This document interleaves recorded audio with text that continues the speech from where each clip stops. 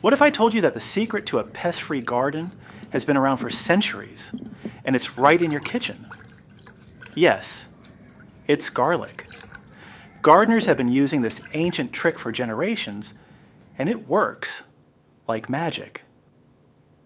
Garlic is packed with natural sulfur and allicin, powerful compounds that repel common garden pests like aphids, mites, and whiteflies without using harmful chemicals. Here's how to use it.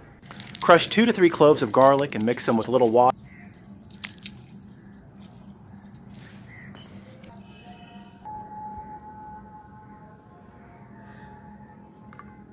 and 1 spoon of neem oil. Then dip a soft cloth or cotton ball into it.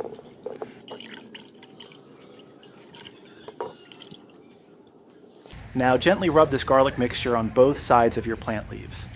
This creates a natural protective barrier, keeping away pests while allowing your plants to breathe and grow healthy.